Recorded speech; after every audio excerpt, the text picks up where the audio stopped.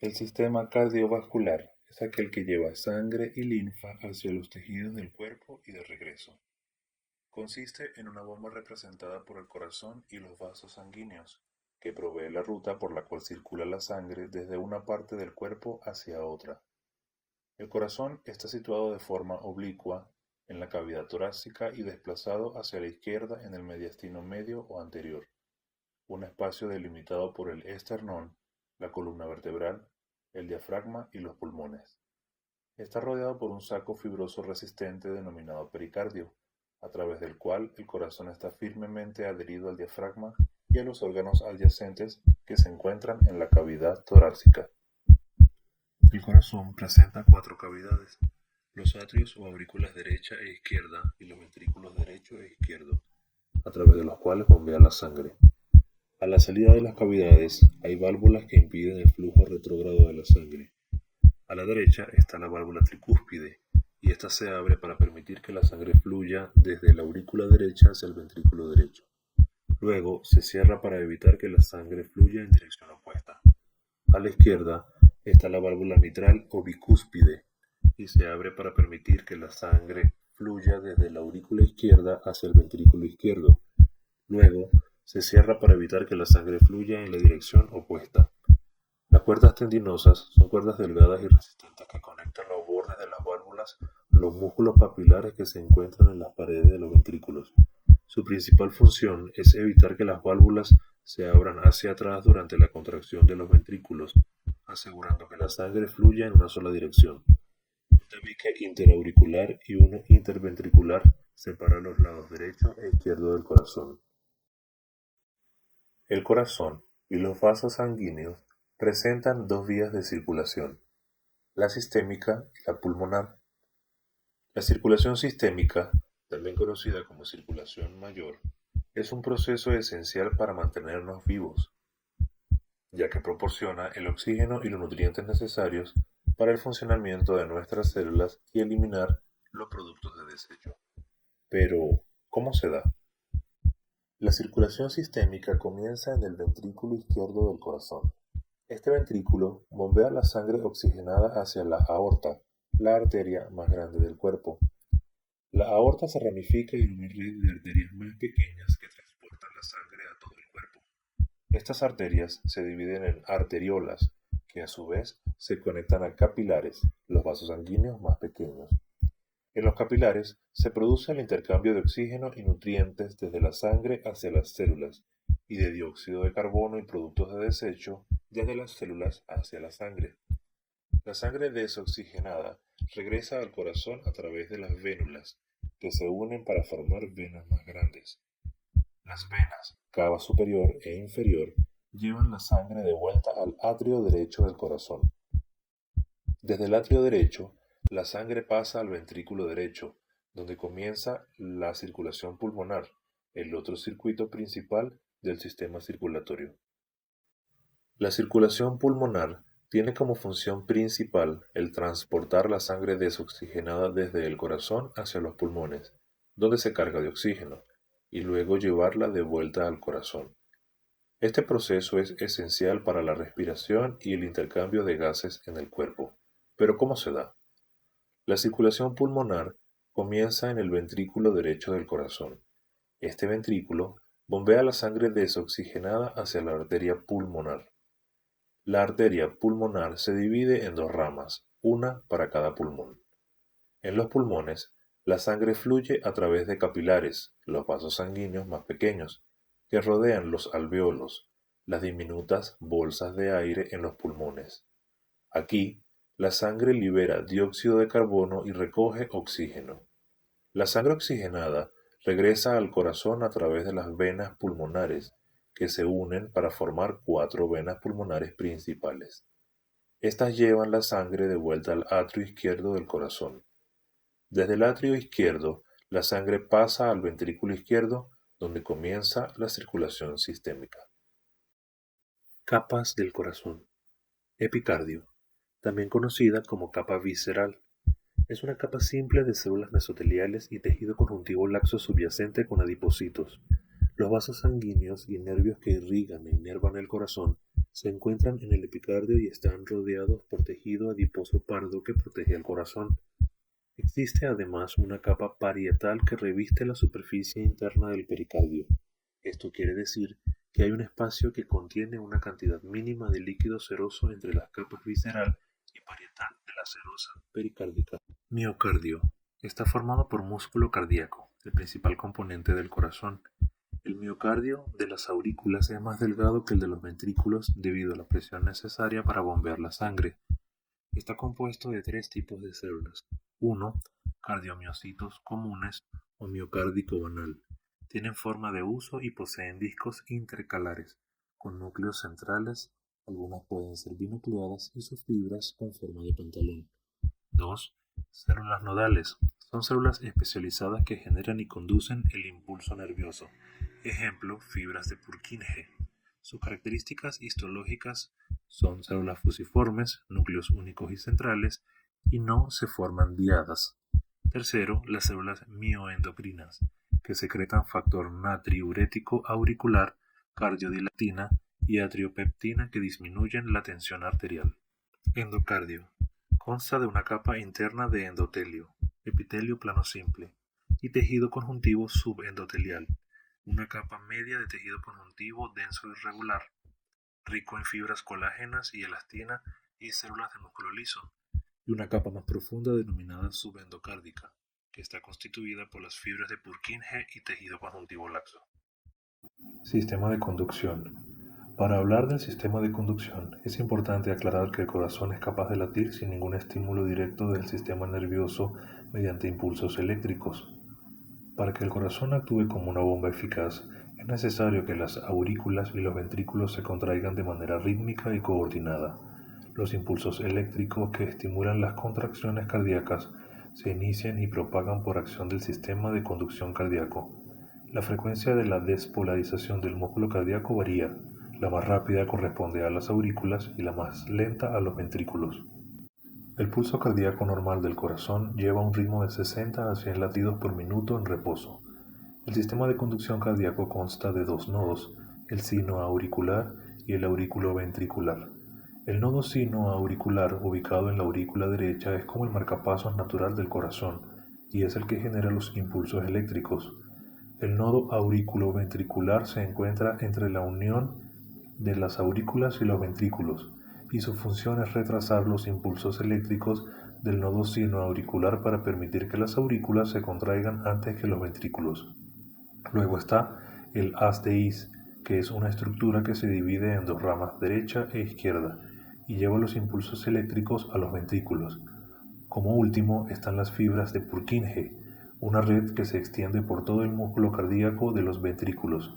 Transmiten los impulsos eléctricos a las células musculares cardíacas, lo que provoca su contracción. El sistema de conducción cardíaco asegura que el corazón lata de manera regular y coordinada, lo que permite que la sangre se bombee de manera eficiente a todo el cuerpo. El esqueleto fibroso.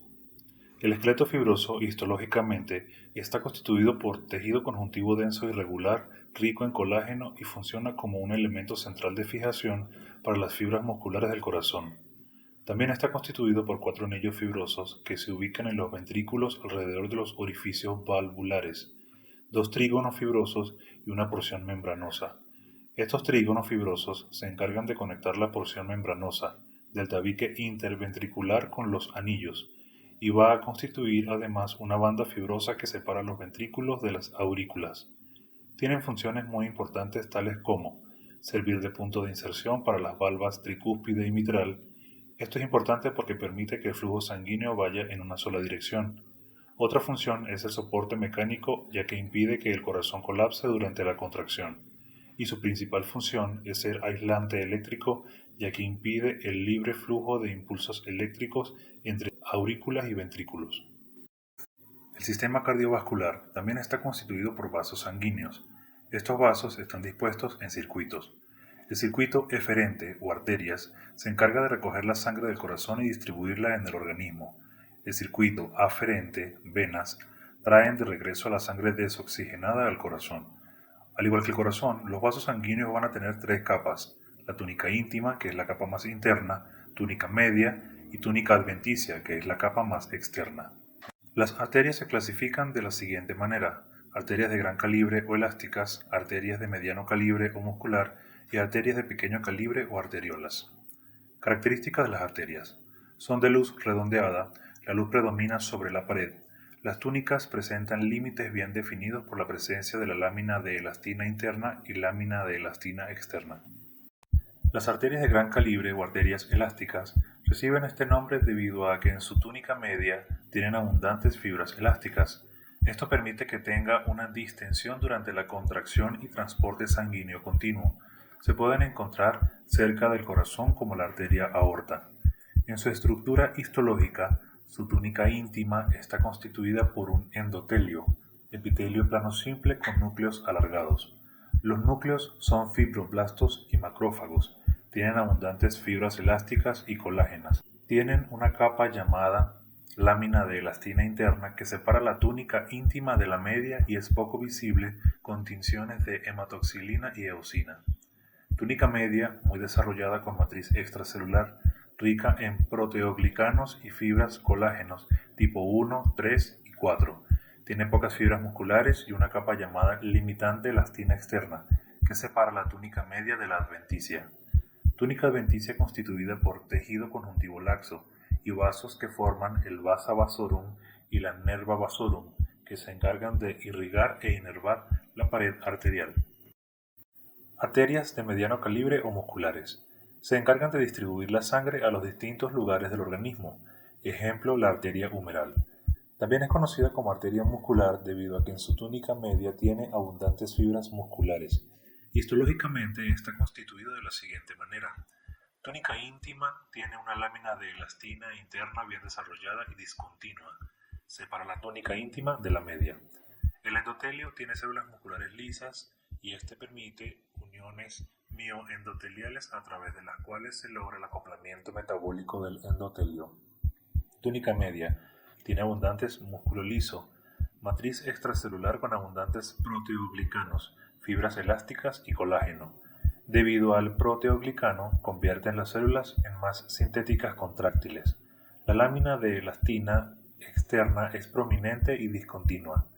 Túnica adventicia, tejido conjuntivo laxo. Arterias de menor calibre o arteriolas. Poseen un diámetro menor a 100 micrómetros. Su función es regular el flujo sanguíneo. Túnica íntima, el tejido conjuntivo es muy escaso. Las células descansan sobre la lámina de elastina interna, la cual es prominente. Túnica media suele tener de 1 a 3 capas de células musculares lisas. Túnica adventicia escasa. Capilares.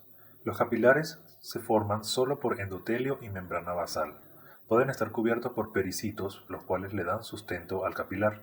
Son contráctiles y se diferencian en células endoteliales de ser necesarios. Los capilares se ramifican y anastomosan formando una red de capilares. Estos representan los vasos sanguíneos de luz más pequeña y estructura sencilla, conectando el sector eferente con el aferente. Desde el punto de vista histológico, tienen un diámetro de 4 a 10 micrómetros. Su pared está constituida por células endoteliales, lámina basal, pericitos o células perivasculares y se ubican por dentro de la lámina basal del capilar. Y presentan prolongaciones primarias.